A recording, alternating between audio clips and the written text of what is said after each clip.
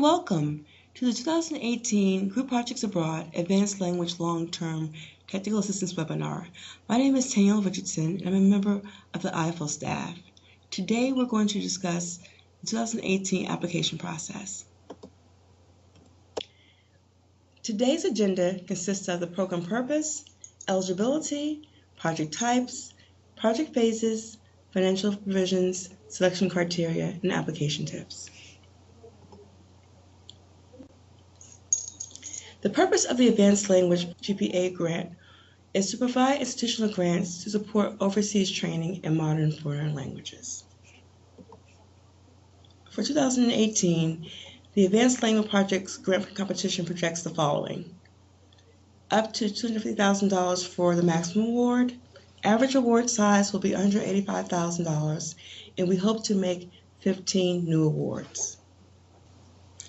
Eligible applicants include institutions of higher education, state departments of education, private nonprofit educational organizations, consortium of higher education departments and organizations. Eligible project participants include U.S. citizens and permanent residents, and they must be either elementary or secondary teachers, post-secondary faculty, education administrators, or undergraduates at the advanced language level. Please note, if you are a participant who is outside of the normal humanities functions, you should use your career to apply toward national security in fields outside of teaching, including government, professions, and international development.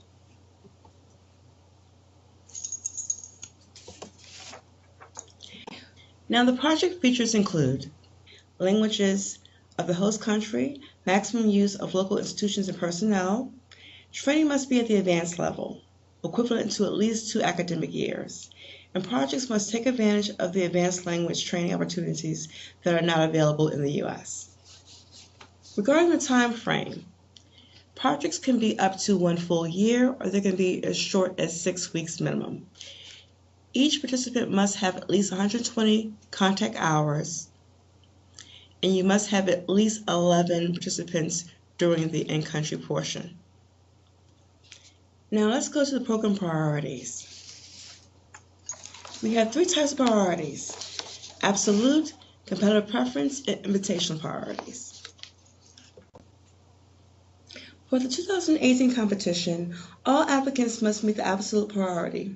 The absolute priority for the long-term program, projects must focus on the following geographical world regions: Africa, East Asia, South Asia, Southeast Asia and the Pacific, the Western Hemisphere, including Central and South America, Mexico, and the Caribbean, Eastern and Central Europe, and Eurasia and the Near East.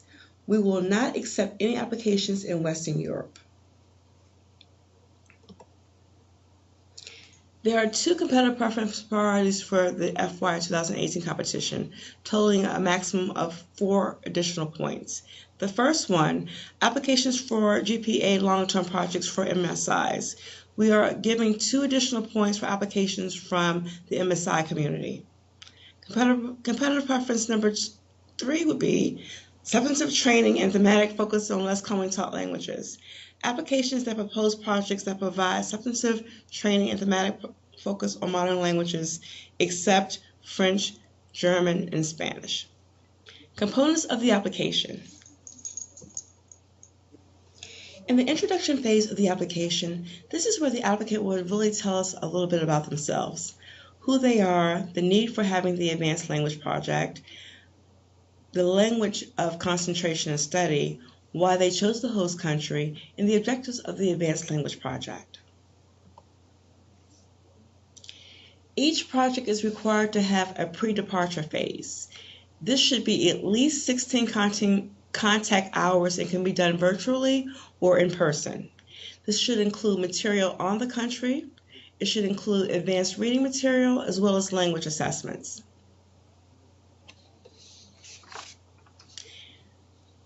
Here is a sample guide of what a pre-departure schedule might look like. And please note, this is a random sampling. It depends on the intensity of your language program depends upon your partners as well as the exact content that you're hoping to get across. But please keep in mind that you are required to do at least 16 contact pre-departure hours. The overseas phase is where you would design your program. It gives a daily account of what you're going to be doing with your students. You need at least 120 contact hours per student in country. You would include your daily classes, information on the instructor, any kind of field trips or cultural activities, academic lectures, any kind of timetable that's necessary for us to understand exactly what you're going to be doing while you're in country. The follow-up phase includes the program evaluation and the post-testing, the results of the programming, the actual impact that the language instruction has had on your students, any kind of professional development, any kind of dissemination or outreach based on being in country is where you would talk about in your follow-up phase. And all of these phases are included in the selection criteria.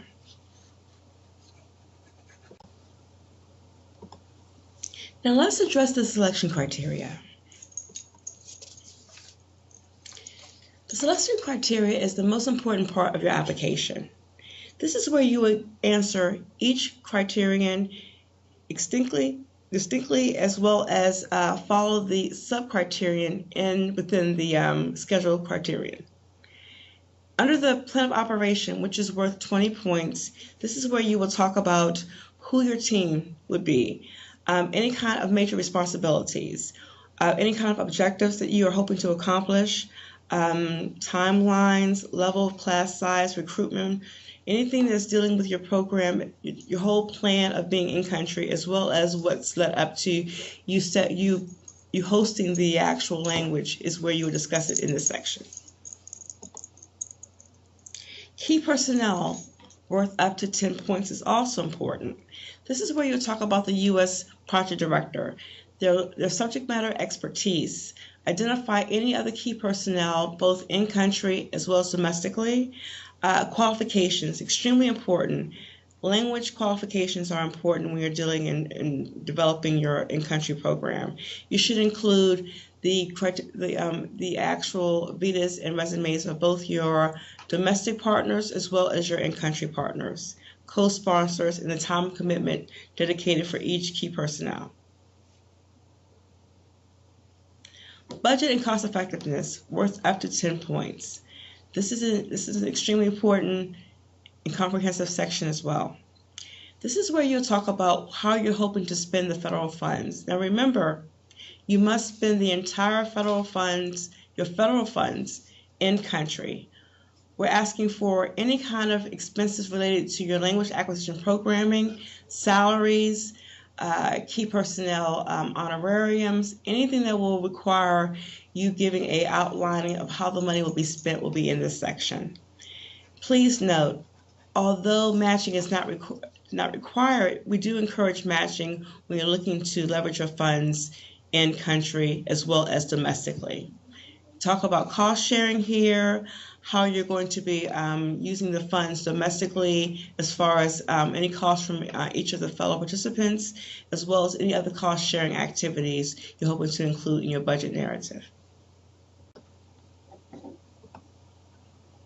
When you're developing your budget, please keep in mind there are allowable costs and unallowable costs. Allowable costs include international travel within the host country, lodging, meals, local travel, educational materials, honoraria, meeting space, any kind of fees associated with in-country personnel, pre- and post-language assessment, which is a requirement for this program. We must conduct a pre- and post-language assessment. Any other in-country expenses can be included in your budget. Please note, Fulbright-Hays funding does not allow any domestic spending in the U.S. All funds must be expended abroad.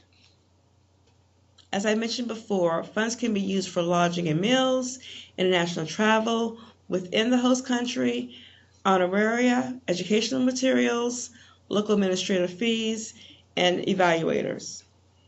The evaluation plan, also worth 20 points. This is where you will describe your protocol for both your pre and post testing of your students. You would include who will be doing both. We do require you to have a language expert to conduct both the pre and post testing phase. You should include any kind of formal evaluation protocol you're hoping to use, what methods you're using, any kind of impacts, outcomes, results, data. Everything related to your evaluation of your language program should be included in this section. Attached is a sample of a performance measure form that is included in your application of things that we like to see as far as developing your management tools, your performance tools. Here you see an example of the goal being improve the proficiency of educators and measures and data sources that we've given you as a sample of what can be done as far as performance measures. Adequacy of resources, worth up to 5 points. This is where you discuss what resources you have available to you in the host country. Any kind of facilities, supplies, technology, even if it's human resources, you can discuss in this section. Up to 5 points will be given for adequacy of resources. Impact, up to 15 points. This is where you will discuss the long and short-term impact and benefit to students in country and as well as when they return home. This is where you will discuss any kind of outreach you're hoping to conduct based on language training. This is where you would discuss any kind of multiplier effect. For example, the advanced language training for these students equals what result. Any kind of leveraging a multiplier effect is where you would discuss in the impact section. Relevance to institutions' educational goals, worth 5 points. This is where you discuss why the need for this advanced language program and where it fits into your overall educational goals. What is the relationship between this project and growing as a modern foreign language department, if it's applicable? What other changes you're hoping to improve in your language program based on having this project?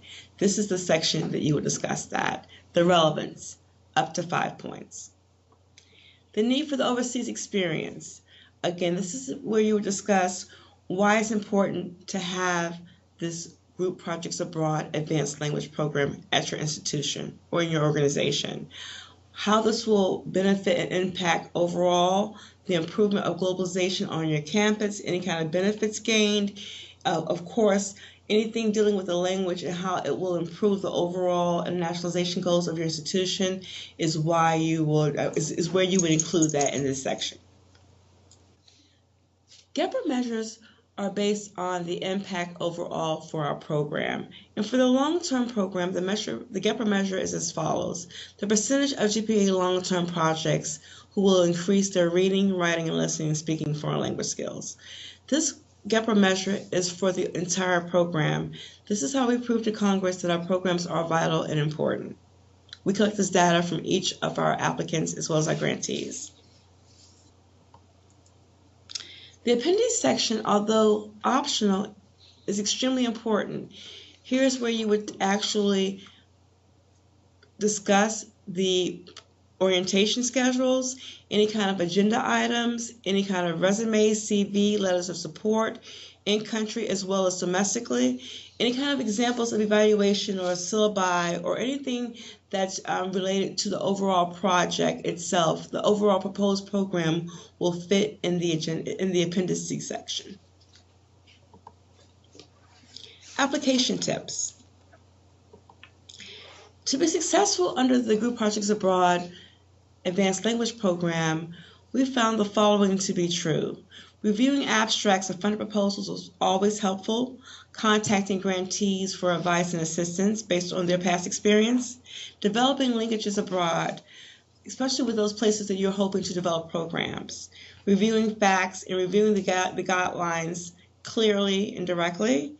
Having a management team to help orchestrate the entire process. Identify whatever needs that you in your institution would like to address and accomplish during this project period. And also, more importantly, if you have any questions about the overall experience or the overall application process, please reach out to the program staff here at IFLE. When writing your proposal, please read the application booklet in its entirety. We recommend that you address all selection criteria and keep it in the order listed in the application. We also recommend that you provide explicit details on the plan, any kind of information detailing the pre and departure seminars. Anything that's clear and measurable should be included in the application. Note, there is no restricted page limit, so you need to include anything that you deem necessary for your application. You will not be penalized, especially if it's important to the overall goal and objective you're trying to accomplish with this advanced language program. There is no page limit. It's a recommended page limit, but there is no set page limit. We ask that you use we use a system where you can have your application either screened or vetted for any kind of grammatical errors. Make sure that you look at your data and make sure it's up to date. There's no erroneous information included, including websites or hot links.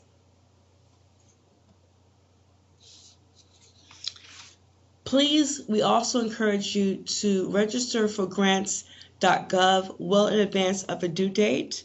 Back up your information. If you are having any kind of issues with grants.gov, please reach out to the help desk on the website.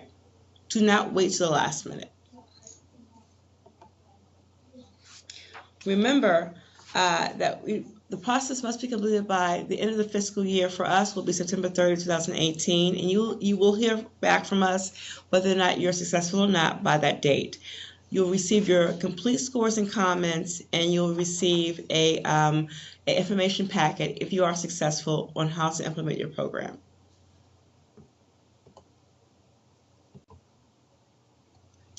For more information about our programs, please visit the following websites. There's lots of useful information, including abstracts, links, sample narratives, even how to navigate the grants.gov process. So I encourage you to review this information before you get officially started. For more information about the grants process and for information on the overall programming, please contact Mr. Gary Thomas, the Director of International Studies Division. Gary can be reached at gary.thomas@ed.gov. So for our question and answer period, today we have both Mary Gordon and Joanne Jung, our two newest staff members here in IFLE. Mary will be asking questions and Joanne will be issuing a response on our most common and uncommon questions under the Group Projects long-term program. Okay, our first question is, what is the grant performance period for long-term projects? The grant performance period for long-term projects is 24 months. Proposed start date and end dates should be 24 months from date of award. Proposed start and end dates should be September 30th, 2018 to September 30th, 2020. Please note that applicants should plan for the overseas portion of their project as well as most, if not all, of the major project activities to take place within this 24-month period. What kind of language student should we look to recruit? For the GPA Long-Term Advanced Overseas Intensive Language Training Project, the participating student, other than those planning a teaching career, should be planning to apply his or her language skills and knowledge of countries vital to the United States national security in fields outside teaching, including government, the professions, or international development. Note that all GPA participants must be educators, students, pre-service teachers, or administrators who fulfill the criteria and the selection criteria set by their respective projects and are currently teaching, studying, and or administering in the eligible fields of humanities, social sciences, foreign language, and or area studies. Area studies is defined as a program of comprehensive study of the aspects of a society or societies, including the study of their geography, history, culture, economy, politics, international relations, or languages. Project participants may also be working in interdisciplinary areas such as business, health, social work, math, science, counseling, engineering, the environment, and technology. If an educator or student is working in a variety of subject areas, he or she must spend the majority of his or her time working with eligible subjects. Must the applicant have an advanced language program at their home institution, and how do we assess the student's language skills? It is not required that the grantee have in place an advanced language program at their home institution. However, they must have an established partnership in place that has the language expertise in country. All institutions that receive a GPA long-term grant must have the appropriate language instructor administer pre- and post-language program evaluations to all participants. The language instructors are required to submit the evaluation results into IRIS, the International Resource Information System. The GPA grant may pay for costs associated with pre- and post-foreign language assessment in the host country. Is there a matching requirement? No, there is no formal matching requirement for the GPA program. However, the United States Department of Education encourages cost sharing by the project participants and their affiliated institutions, school districts, or organizations to cover the expenses within the United States and to make up the difference between the grant and the cost of the activities abroad. Applicants are invited to provide cost share through in-kind or cash contributions. Follow-up activities in the United States, including outreach, curriculum development, and dissemination activities, should also be included in the project design, but will not be paid for with the GPA grant funds. Are there other restrictions on who can join a GPA project group? Yes. Spouses, other family members, and friends who have not been selected to participate in a GPA project according to the selection criteria stated in the approved application are not permitted to join the group at any point during the program. This concludes the webinar for long-term program for GPA. Thank you for joining us today, and we look forward to reviewing your application soon.